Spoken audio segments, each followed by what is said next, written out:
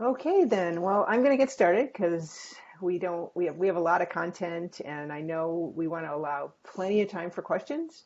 But I'm Melly Pullman. I am the academic lead of the Teaching Academy, and this is our second webinar in this series called "The Guinea Pigs Make a Podcast." So I am sure many of you attended our first workshop, which was basically all about making podcasts and how people are making them for education. So what we've done since then is two of our community of practice leaders worked with Wim Brons, our professional audio producer. One of them did a podcast with Wim completely, and Oksana did hers alone. And then we're going to talk about their experience. All right, let me first introduce our speakers. The first one that's going to present is Oksana Kavatsyuk, and she's our community of practice leader on STEM integration and innovation. And then our second speaker will be our second guinea pig will be Adriana Mattos Pinto, and she has been our top community practice leader for cross-disciplinary, and you can see that'll come through in her talk. And then finally, we'll have Wim Brons come on, who is the professional audio producer from Blackland Communications.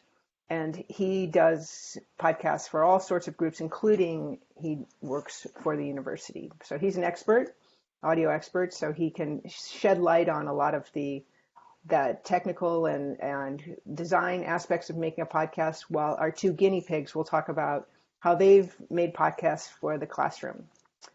All right, so I'm going to turn over the screen to Oksana to have her talk about her experience of making a podcast on her own. Thank you, Melly. Thank you for the kind introduction. So my name is Oksana Kavatsyuk, and I'm going to talk about my experience in trying to make a podcast. If it's great or not, it's a big question, but I tried. So I'm Oksana Kavatsyuk. I'm a Teaching Academy Community of Expertise leader, teaching innovation in STEM education. But I think first of all, I'm a lecturer at University College, and I'm teaching physics and mathematics courses. So let me first explain the mission. So mission was basically to make a podcast for a course. And what we aimed for, to make a podcast for an existing course. And at that time I was teaching a course, This is the Sea, which is an interdisciplinary course on various topics connected to the ocean. And we wanted that teachers make podcasts, and because everyone is busy, we finally volunteered ourselves with basically zero experience in podcasting. So before I tried to make it, I had no idea. I did videos for my courses, but I really never did a podcast. So this was a prerequisite, and we wanted to make something that is useful in your course. So in my course, that there is an added value for the course and useful for students. So first of all, I asked myself what would be the aim for the podcast I would like to make. So I will guide you through the process I went through in making a podcast. So in this course, we usually have a field trip at the end of the course, in the last week of the course. And I wanted to make a podcast as an invitation for the field trip to Schiermonnikoog, so that students know what they're going to do. And last time in November, we went for a field trip. We had also a lot of cancellation because students thought it's a cold weather, so they have nothing to do there. And we wanted also to convince them that it's actually very nice to go to Schiermonnikoog when it's cold. So there can be advantages in this. So the information which is in the podcast is based on the field trip we did in November. So we ran the course in 2 blocks, in block 1, and then one more time in block 2 with a different group of students. And so we had already information. So we went for a field trip in November. But finally, because of the limitations, because of the pandemic, we couldn't go. So I thought it would be actually nice to have it as something instead of. we organized an online conference instead of the field trip, but we wanted to have a podcast as a virtual tour, as still as an invitation also to visit Ireland when possible, also maybe on your own. And for me, the decision was also try to make without the technical support. So then you'll also see there were some things that now I'd like to fix, but it's too late, and some hard lessons learned. So in the first webinar, I found it very useful that Wim explained all the technical details on what should be used for the podcast, and I tried to follow this suggestions. So I will be telling about the podcast made from home with things I could borrow or have at home, and so with no technical support. The learning outcomes, because I thought, okay, this is for the course, so I would like students to have something take away. So the learning outcomes for the course would be that I would like to tell about landscapes of the national parks in Monaco, and so those are beaches, dunes, forests, salt marshes, what, and the polder. And so I would like students to learn something from that. First of all, I have some logistic information so that students understand that it's not difficult actually to go to Schiermonnikoog from the downtown in Groningen. So there's some information on that. Students will have basic knowledge about the 6 landscapes they are at National Park Schiermonnikoog. This is what I'm very briefly introducing in the podcast. And I would like students to be aware about differences in coastal management strategies. So I discussed there also diked areas and natural areas where also sea can change the landscape of the island. So how we started, we had a kickoff with Wim and Meli and Adriana, and we discussed how we plan to do this. So Adriana will introduce her format, and I decided to try to do it myself, because then if something goes wrong, then you can also learn from this, and then you have a hands-on experience. So for me, it was trying to make on my own. And for the format, I wanted to make a one person talking, more because of the practical reason, because now of the pandemics, you can always run a risk that people are not available, or you depend on other people. So I said, okay, I'll try this, just one person talking. And we discussed topics. So we started in December preparing this. And now I would like to guide you through my process step by step. And so I started with the idea and topic and the format. And the idea would be a virtual tour. I found it the most challenging in making a podcast actually to come up with an idea. What can you do with only audio, and also to take your listener with you? So what would you like to tell that actually the people stay listening to you? So I was puzzled by this for quite some time, at least a week or maybe 2. And then the topic I decided to do Schiermonnikoog, and a format one person talking, as I mentioned already. So then I started with preparing a script. So disadvantage of one person talking is that you really have to know well what you'd like to tell, and otherwise you have to edit a lot or maybe try it many times. I think in interview can be more fluent. And I thought for myself that I would like to put some also emotions in the story. So I really need to have a good script, at least some rough ideas on, okay, would you like to emphasize certain aspects, for example, that it makes sense to go to Schiermonnikoog in January, and that the place can be dark, actually can be an advantage because you can see more stars. So I really worked hard on the script, and this actually also took me more time than all the other things. So I've used to record the audio a Zoom audio recorder, H6, and the microphone. So this is how I set it up in my working room. Well, I'll tell you later, and we found out it could be better, and I actually didn't use the stuff I had to the full potential, so that's a hard lesson learned. I will tell you later. So I had a Philips stereo microphones and Zoom H6 audio recorder connected to the laptop, and to record and edit, I use Audacity for recording and editing, which is a free open source digital audio editor and recording. And it's available basically for all operating systems. So it's also answering a question about the free tools.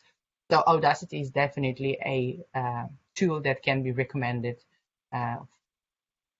as an option for commercial tools, and it allows for multi-channel editing. So the Zoom is not really a very budget something, just I could have it from someone at home, but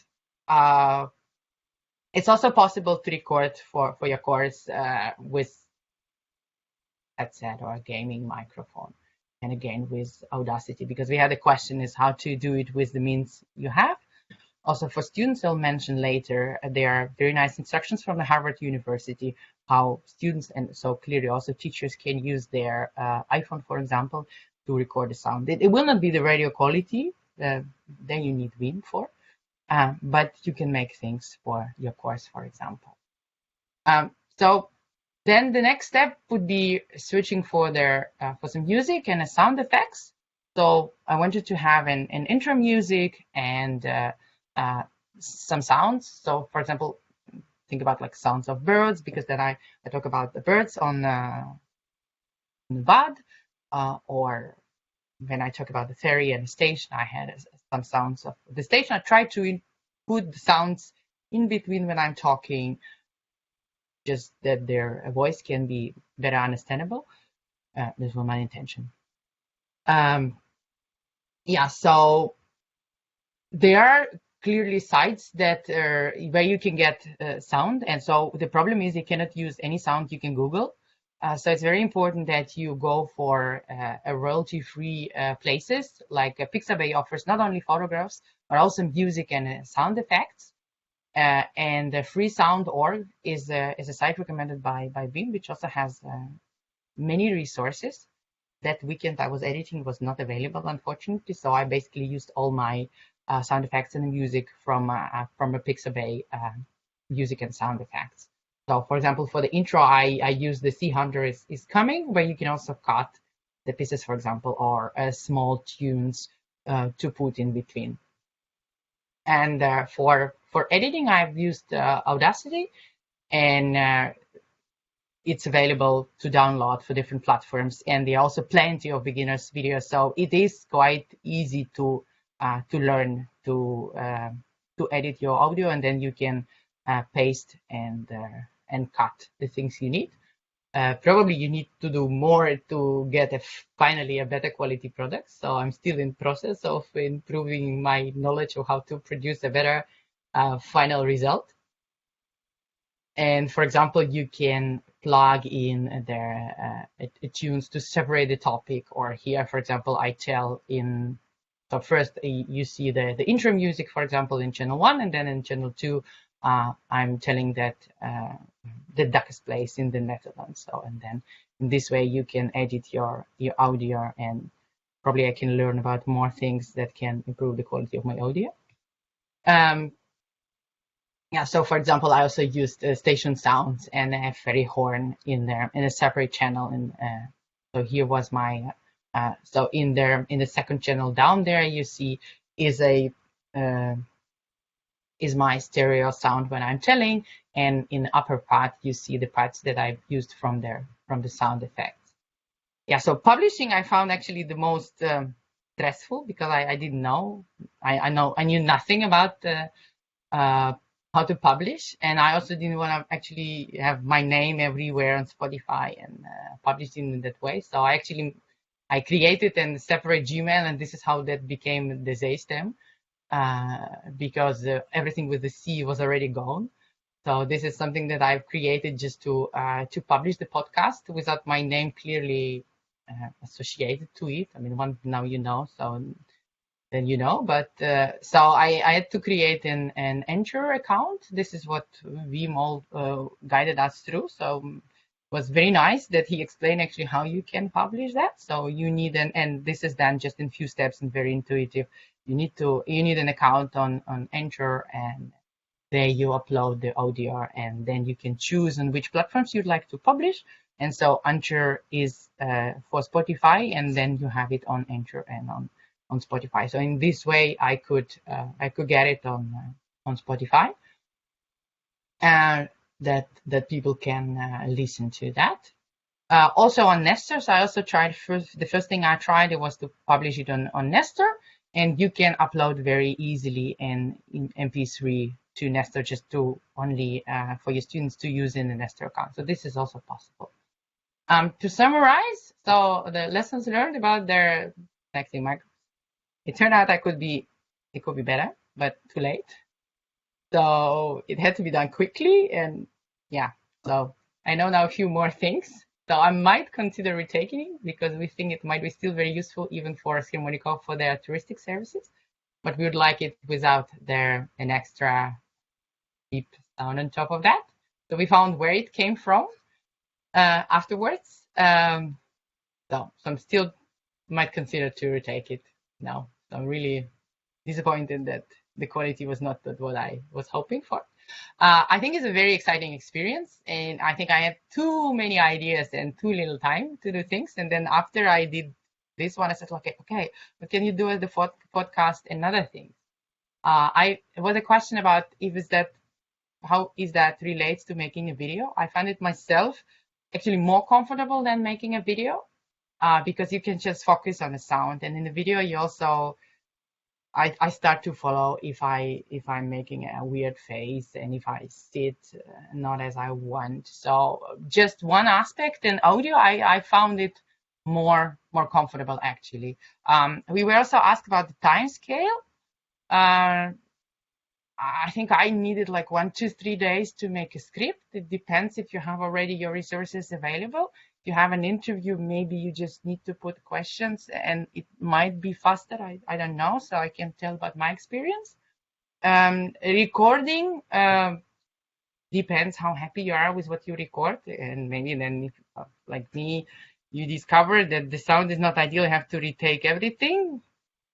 Yeah, from few hours to a day and more, it depends. Yeah, so if you're happy with the first go, might take you like 1 to 2 hours. Yeah, like a video, and my one was short, so I don't know. And editing really takes time.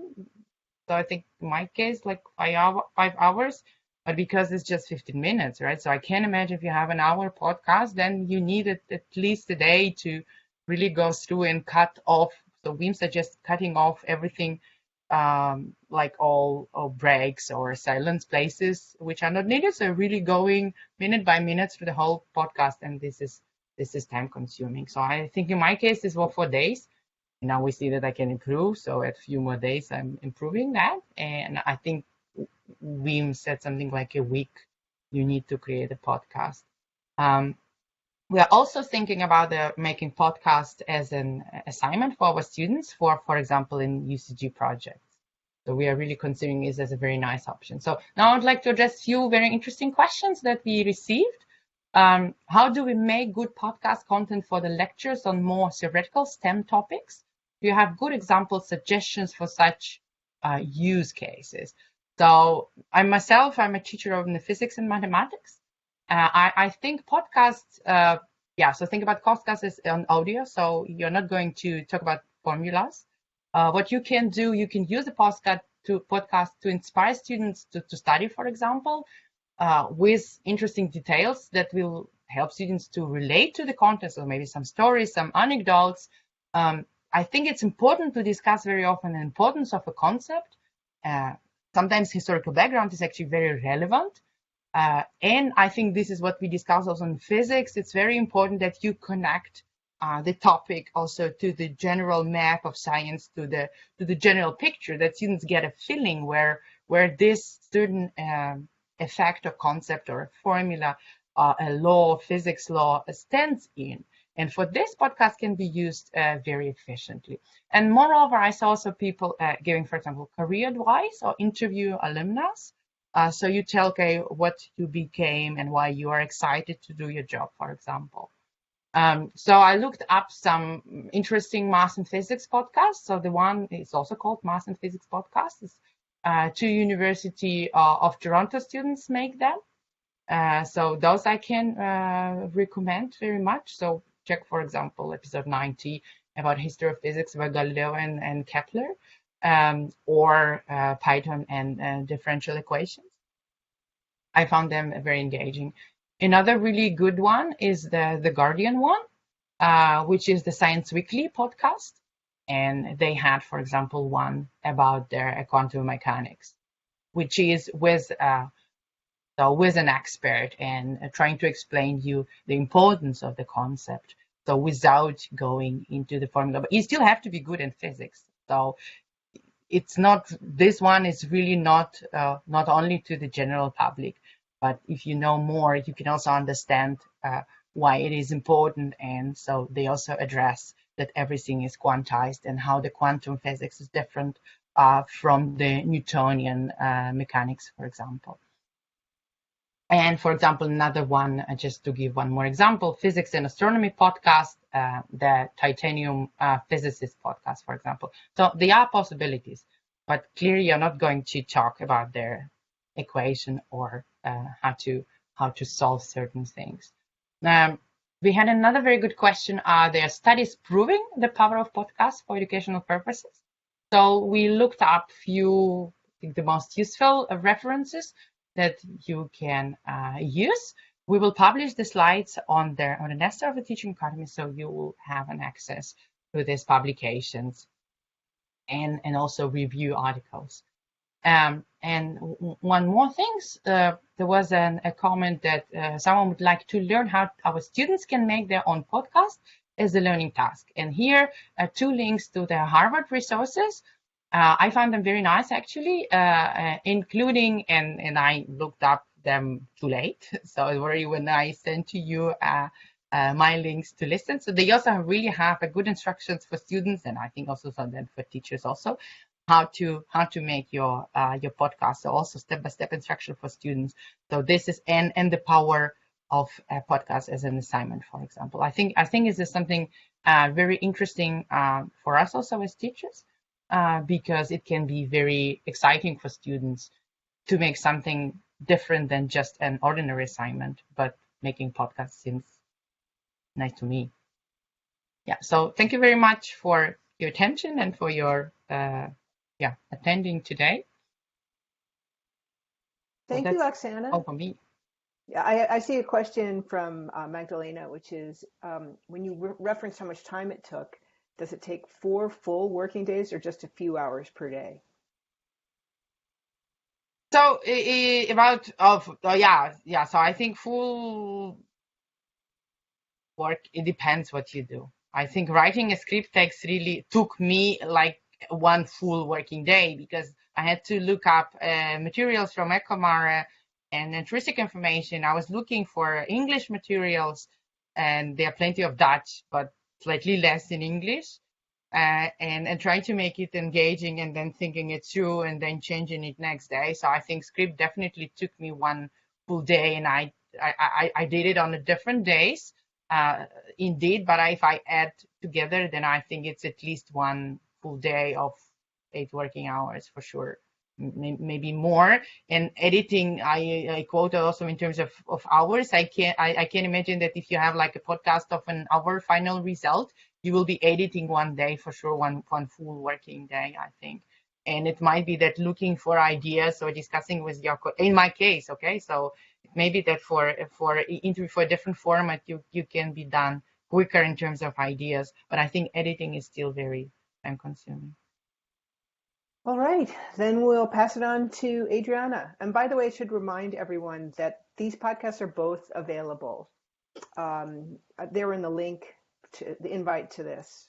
So if you want to, if you haven't had a chance to listen to either of the podcasts, you'll find them in the link, and they're great podcasts. I've enjoyed listening to both of them. I'm not biased though. Okay, but then in the meanwhile, good afternoon, everybody. Very nice, interesting presentation from Oksana. You need to teach me how to do it by myself because compared to you, my life was much easier because I had been helping me. So yeah, then I need some help now because after the experience, I'm also very much interested in doing this more often. Especially because the response from my students were really, really positive. I was very happy with that. I'm going to show this to you. So I did my podcast, the podcast for my class, with the help of Vin. It was very helpful, very easy process because, well, basically he did everything. I only had to collect the kids. I'm going to tell you the story, and then he would just do everything. So just a little background on my course and why did I choose, how did I choose the topic. So my course is called Disease, and it's a first year bachelor course in liberal arts and science at the UCG. So it's a core elective course, so the students may choose amongst several basic courses for the first years, and all the courses have the same objective, and it's an interdisciplinary course. But this course is also an introduction for the science major in health and life sciences. So I add some other disciplines, but basically is a science course, health and life science. So it's a mix of public health and evolutionary medicine, and sometimes we also discuss ethics or how evidence is informing public health or individual health and things like that. So I divide the course in three main blocks: evidence-based public health, communicable diseases, and non-communicable diseases. So I start this course by playing a video, and the band played on. I don't know if many of you have watched this video because it's from 1993. And it's a non-fictional video about the discovery of the HIV that is provoking AIDS.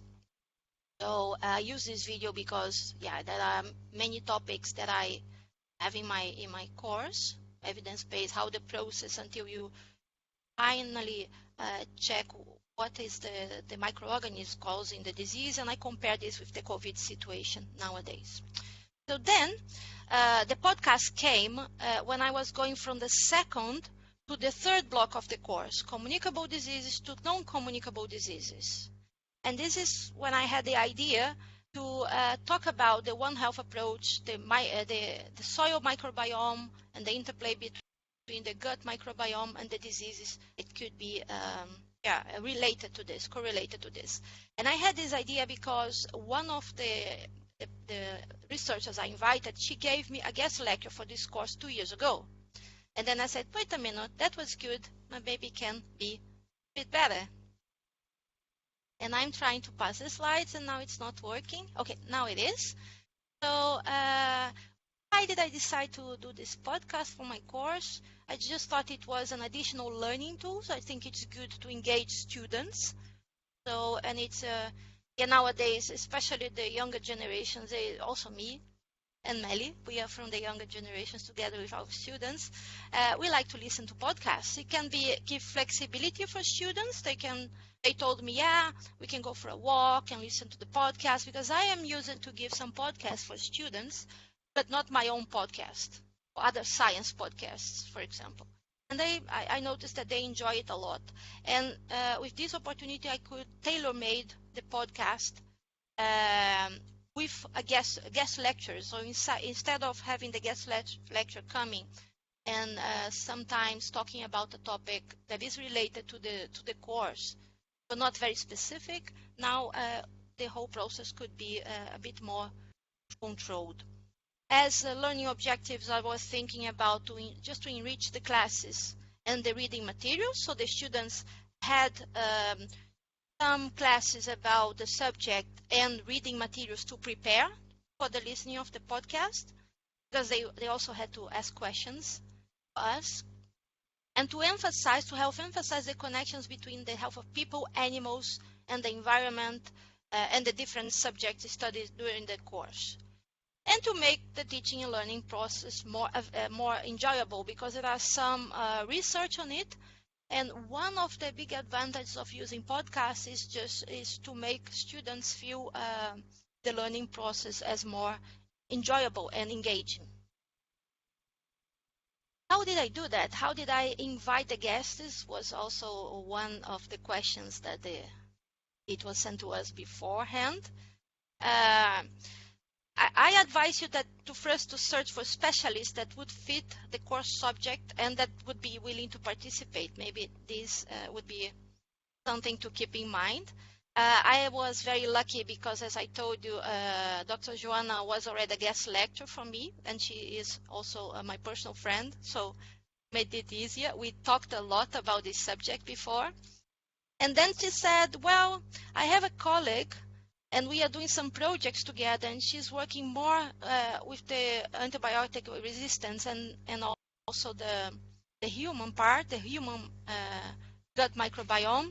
And we are writing a project together now. So I think she would be willing to participate. And then, well, she did. So for preparation, I present them with some background on the subjects of the course. So I sent to them some slides of my lessons to prepare the students for the subject and the article, so they knew what the students learned before. And I also present them with a structure, so that I think would be good to connect the subjects. And we had a conversation before, very nice conversation, but with some problems, because what happened is that we were planning to record the podcast together with Win in a studio at the university. But then there was the lockdown. We couldn't do it anymore. I also couldn't meet them before for the talk of the three of us, because one of them got some health issues and couldn't come. So I talked to the other guest before, and she was riding a bike and I was at home. And then because of the lockdown, we said, okay, plan B would be to collect some kits that been provided for the three of us. So I went to collect the kits and to distribute to the guests. And then it was really easy. We connect everything. It was very easy to connect. We have instructions on how to connect all the equipment.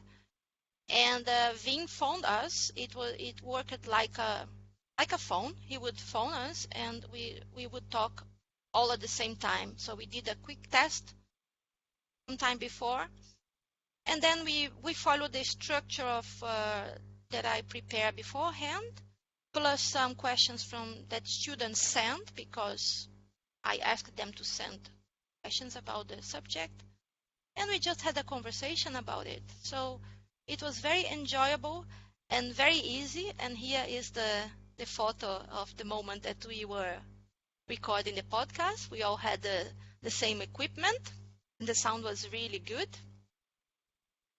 After that, Vin also did the edition and the distribution. So I had no clue how long it would take, how easy it was. This was also a disadvantage. But he did it really fast during the Christmas break. It was just like, okay, now it's ready. He sent it in a couple of days. We had some comments, and then he sent it back. He also uploaded to the Anchor as Oksana did it herself, but for me, Vin did it, and I just had to fill the description and the names and all these things. So going back to the objectives again, I decided to ask the students how was the experience for them, because in the publications about the use of podcasts, especially in higher education, it's very clear that it's an engaging experience for students. They enjoy it a lot, although some quantitative data on really the learning, like to measure with numbers, it's a bit missing. Not that I'm here to try to do this research, but just to check what my students thought about the subject. So they didn't receive, of course, any points or anything. I explained to them what was this feedback about, and about 10 students respond to me. And I was quite happy because it's about, we teach small groups at UCG, and it's about half of my students respond to the podcast. And then when I ask, what do you think, if they think listening to the podcast help to understand the subject better, because this was as a complement of the lecture, and 100% of them, 10 students, they said yes, it was. So I was happy. And here I copied for you some of the comments. Give you some time, but for example, I think it becomes even more clear when multiple people explain the concept. It gave me more insight about the complexity of the gut microbiome and how important it is to continue research about it. Everyone explained it in a very visual way, or the visual way I didn't get, but I understood, which made it easier to follow. And another one also said that he learned even better the process involved in when somebody becomes obese, or how truly important the gut health is. And the 2 or 3 students also enjoyed our comments on the poop pills. I received comments about it all over the place. So, and then when I asked them, if they think that the podcast helped them to make the connection between the different subjects in the course, because this was one thing that I wanted to achieve. So 8 students said yes, and 2 students said maybe. But then, when I went to the feedback, the maybe was, well, I'm not really sure about it. And then from what this student wrote after that, I can see, yes, you did get there. You just didn't notice. When I asked them if they think that listening to a podcast should be used more frequently as a learning tool, again, now I had 90% that they said yes, and 1 student, 10%, said, well, maybe. And these are the responses, some of the responses. So they think it's practical. They like to do something else and study at the same time. They like it that it was fun, a more relaxed way, not really sitting and listening. And the maybe student, he just not the thing for him. He doesn't enjoy, cannot take his attention for a long time in a podcast. We need to keep this in mind also. I also asked them what were the most positive points and some tips for improvement. What they said. They liked it was easy and fun and entertaining. They could understand it better. And as I like this tips for improvement, there needs to be more episodes. The first one, change the title of the podcast, I already did. Because I didn't know how to do it in the beginning. It was just like the title of the course and my name. Yeah, and another student, he wanted to have more questions from the students to be answered, because we run out of time, because they really send lots of very good questions, to be honest. And this was really the problem, that we just didn't have time to answer them all. And another student suggested that we could have a follow-up, like to ask questions and answering, so they could keep asking the questions and receiving the answers from the specialists, the researchers on the field. So as for the next steps, I think now I would like to buy a better microphone. I need to talk to Oksana about it. And I need to learn how to make the edition myself. And yeah, I was also considering that the students maybe would do, they have a final report to do for my course. And maybe it would be a good idea if they could record it instead of writing it and do it in a format of a podcast. But I need to check because I don't know how difficult it would be for them, although they are very skilled with technology. But I need to investigate this. But it's an idea. So I enjoyed the experience. Thank you very much. And if you have any questions. Yes, we have time for a couple questions. Thank you, Adriana. That's very interesting and fun. Okay, let's give Vim a shot. I think that some of the issues that are being brought up, as I can see it in the chat, but also what people asked, was the time commitment to make a podcast. So I think, we have on one hand, Oksana was in the first step of the learning curve, and then we have Vim who's been doing it for years. So Vim, can you give us an impression of like really how much time you seem to have a fast turnaround, and how fast do you think how long did it take to edit this? And you're very experienced, and so how long do you think does it take to get to be a fast editor? So let's just start with that.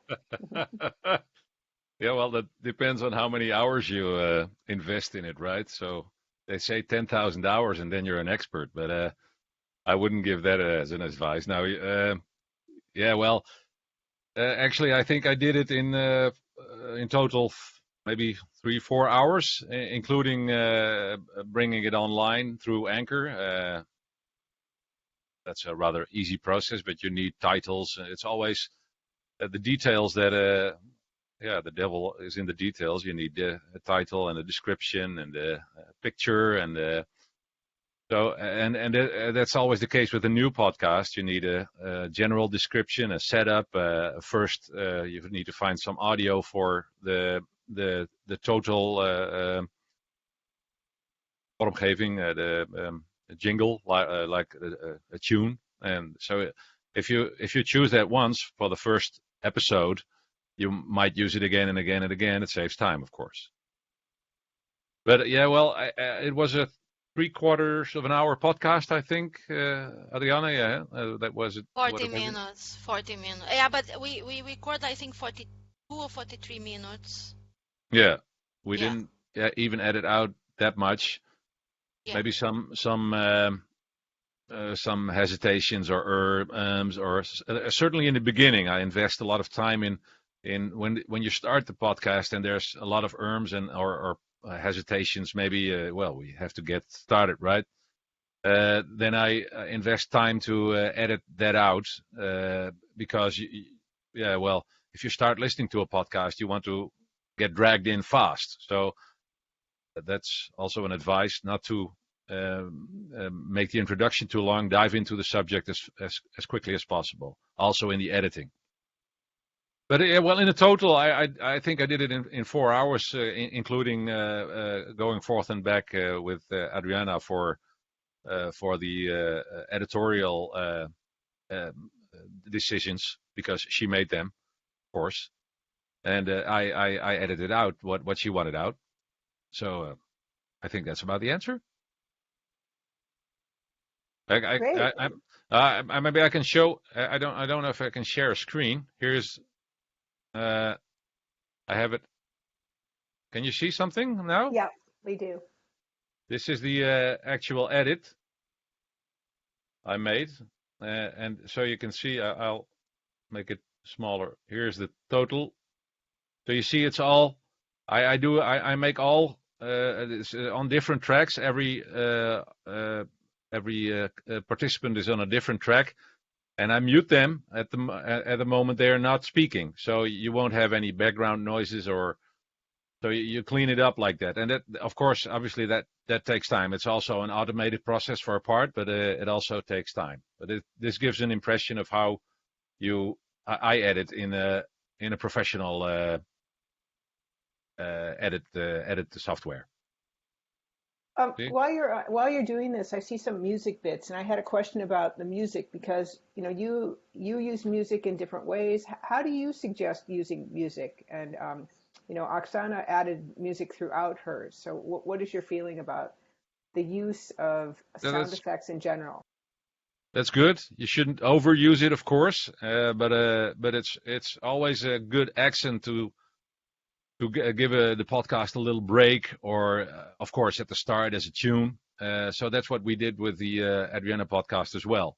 And you should take royalty-free music. That's true. You can get it at freesound.org. Already mentioned that, or maybe at Envato. That's a buyout site.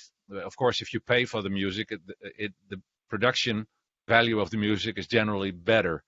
That's, to me, it's important, and I think it's important for the listener as well. But in the case of this podcast of Adriana, I used, actually, this is also a software for musicians. So it has some samples, a lot of samples actually in it, and loops, and even MIDI loops. That's a music technique. I'm not a MIDI expert or a musician as well at all, but I can use it to create some accents, and I use that for this podcast, and that came with this software, and it's royalty free. So I could just use it, and I composed it myself with a little help of the of the software. But that's also, you can get it in different ways. There's a lot of ways. So you're using editing software that's different from what Adriana was using. There's a question about what is this software? What I use is Logic Pro.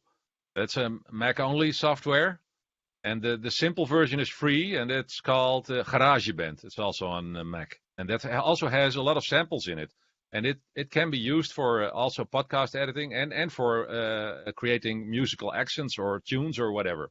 I think there are loop packs as well, free of royalty to use within GarageBand, and it's absolutely free. So that's for the Mac users.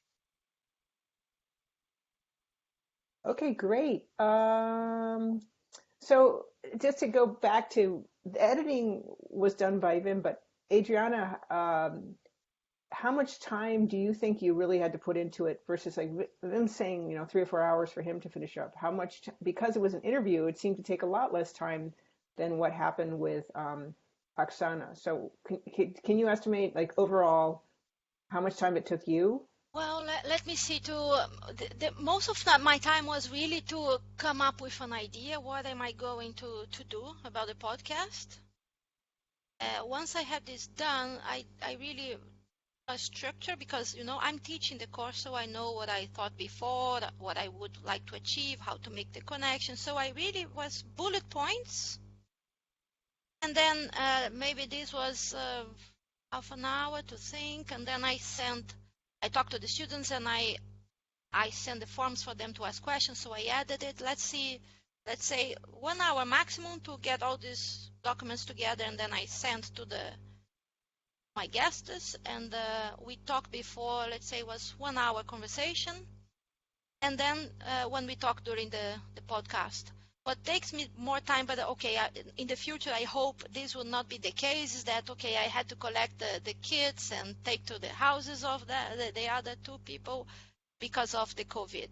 But was really, the time was perfect for me. It was a conversation, was very relaxed, and I would say in total 2-3 hours, because 1 hour almost for the podcast, and then collecting the kids, and then just some back and forth in WhatsApp with Win for the edition.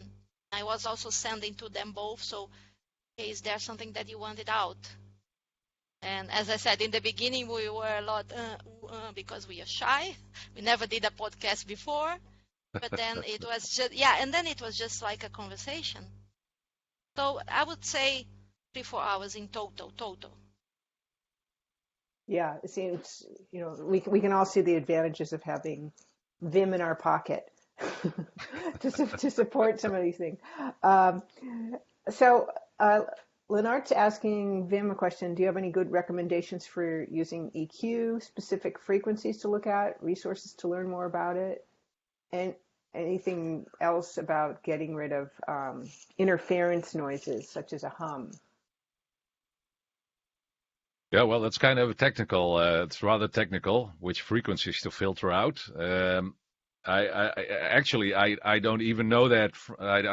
I can't say 4,000 hertz or 6,000. I just listen and use a good plug-in equalizer, and with the most software it's included, and just listen on maybe on different speakers even, because the listening situation is always different for listeners. I myself listen here on good speakers on studio monitors, but people consume the podcast probably on earphones or just through their phone with a loudspeaker on.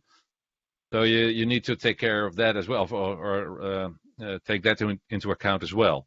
But so I would just listen and not try. Do not put too much bass in the voices, because then it gets less understandable. The mid frequencies are the best for communicating. Great, thanks. Um, so there was scripting done on both halves, I mean, on everybody's part. So Oksana had a more extensive script. Adriana had questions, and then Vim, you were giving initial suggestions to Adriana to what to take out of the interview, or how did the process go in scripting, and what was taken out of the script? And I think everybody could probably answer from their perspective, what did they decide to take out at the end of the day when they're editing? You want to This start, Ben? first to me, this question. Well, first we made the recording, so Adriana told us what last minute online. So we did it online, and then I have it here straight away in my computer. So I at first I cleaned up the recording, so muting everybody who's not speaking, and trying to make a neat total of it.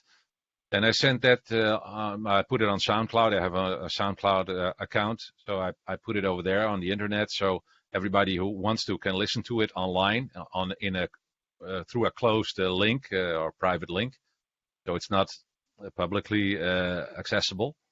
But Adriana listened to that, and in the meantime, I put in some musical notes or a tune and interlude, and then she came with some editorial wishes, and I put them through. I edited it out, and that was a final version, I think. So that was rather quick. And how many did we add out? Well, a couple of minutes, I think. Some less relevant jokes. Adriana, what went out?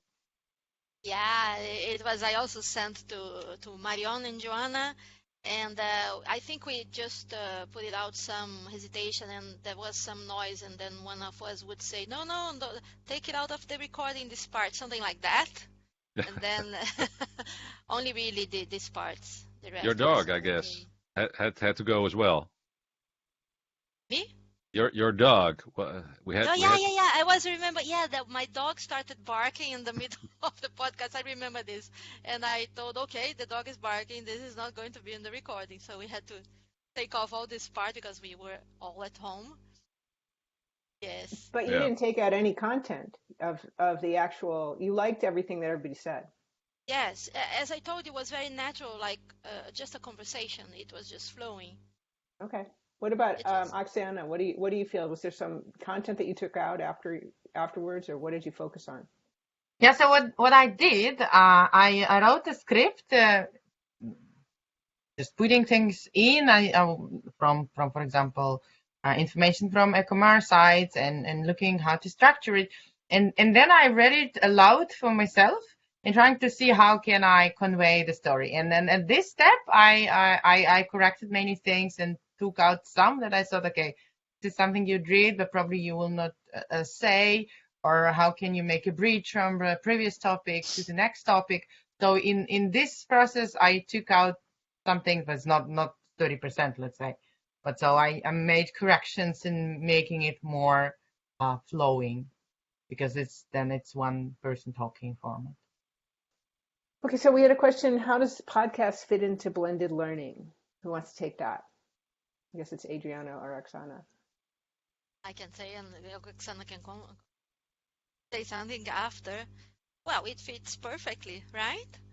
Because it's a tool that I really noticed that yeah, even before the lockdown, I was using podcasts for students, as I told you before. But now that you could, it's not for me. I don't think it's like will substitute teaching because the visuals are very important and the interaction.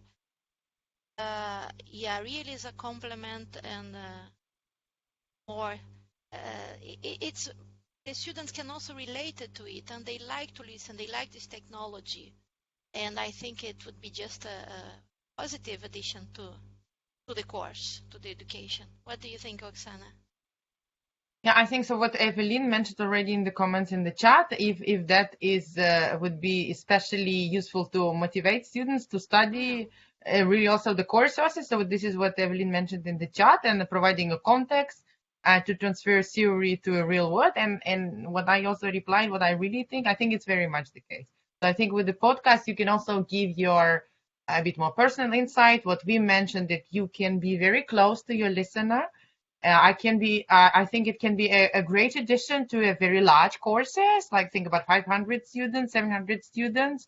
So they feel like very far from you as a lecturer, and then making a podcast. And what Wim really underlined, that you should talk to one person. So I really try to do that also when thinking about the script, that you talk to one person, to one listener that's listening to you at that particular moment. And I think in this way you can be, as a teacher, very close at trying to inspire students to study certain things, and it can make very large scale courses much more personal feel, sort of. Sure, you record it for everyone and they are welcome to listen. I think it's a great addition, and if we get a little of support, uh, then it can run very well. I think once you get more experience, it's the same as with making a video. So I probably, my very first video was very awful, and then once you make more and more, then you become better and you see what still can be improved. Yeah, can I add to this? Because now I remember I was reading an article about it, and but not for higher education. I found it for secondary school kids and primary school kids. Something that they use as a walking class. So the teacher records a podcast, and they go for physical exercise. They walk, and then the students get a feeling of happiness. Of the idea was to combine physical exercise, learning. That could be interesting, especially during this time. So you could just walk to a place together, distant from each other, and then listen to. Yes, could be a nice addition as well. Well, great. There is another question that we didn't answer that was sent before.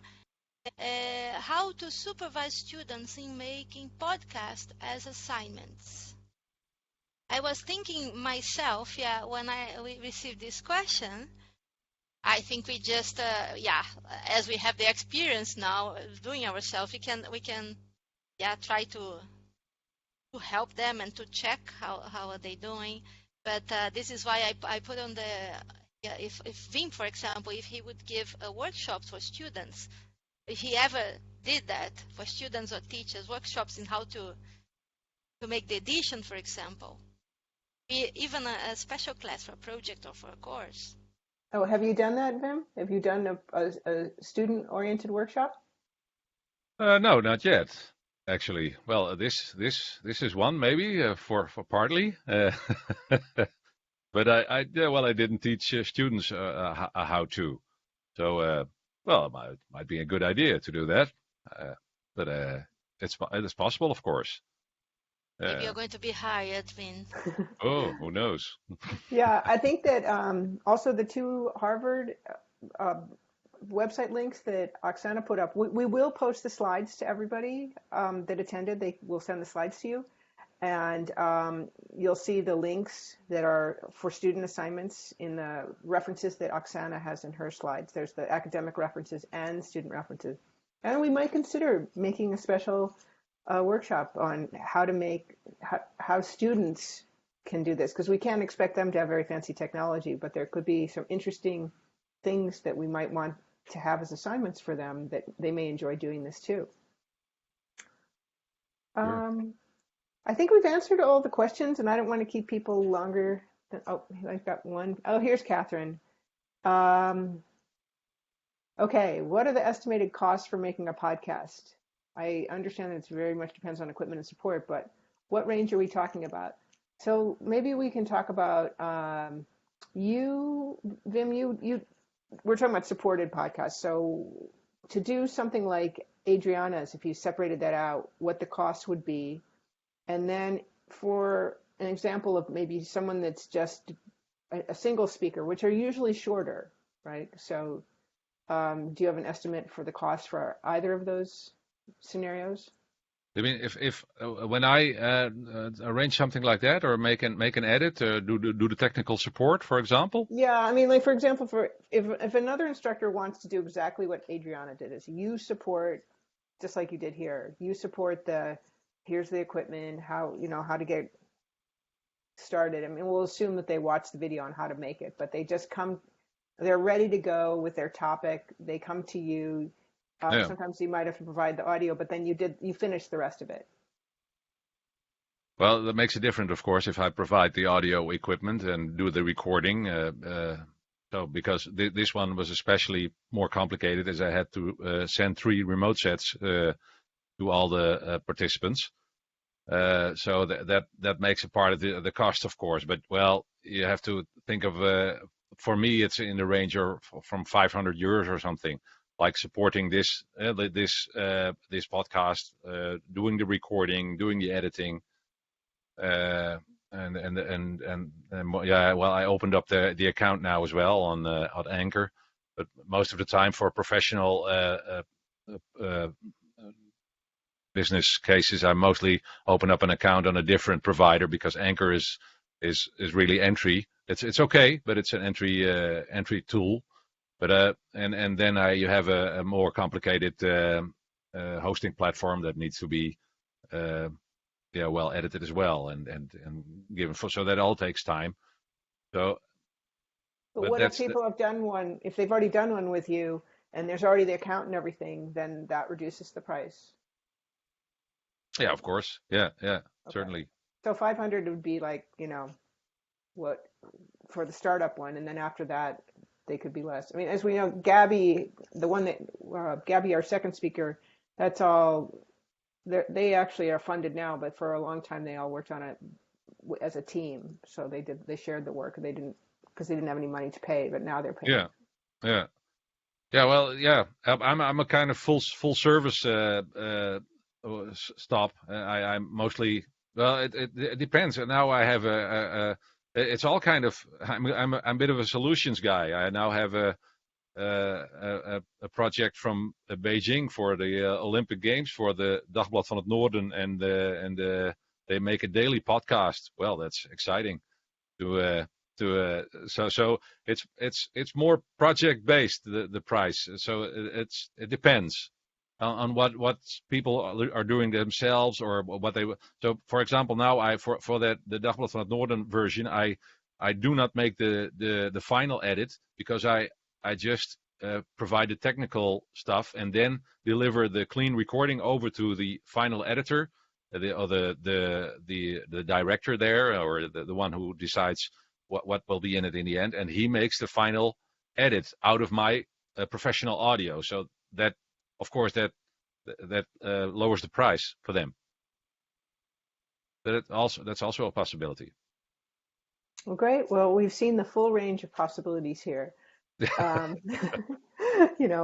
Oksana had some of the equipment at home. I don't think he had to buy anything else, but most people would have to have a little startup kit to at least get that multi-channel. For startup kits, I used that's the startup kits I had, because it's an expensive headphone, but it's you should be good to go for the audio that I delivered as with the microphone and all kind of, and the audio interface. That's about 250 euros, 300. Then you have a good base. Well, great. I don't think we have any more questions, so I want to thank our wonderful speakers. Thanks again, Vim, for joining us, and to Oksana Welcome. and Adriana for taking on the guinea pig project. I really like those guinea pig slides that Oksana had. It's like, where did she find those guinea pigs with headsets on? Anyhow, and thanks to the audience for coming. We really appreciate you all, that you all were interested in the topics, and we're open to suggestions if you want to talk any other ideas that you have of things you'd like to learn about. If you want to continue further on podcasts or something else. This has been very enthusiastically responded to, but so we'd like to keep serving our community of teachers. So thanks again, everyone, and we hope to see you at one of our next things.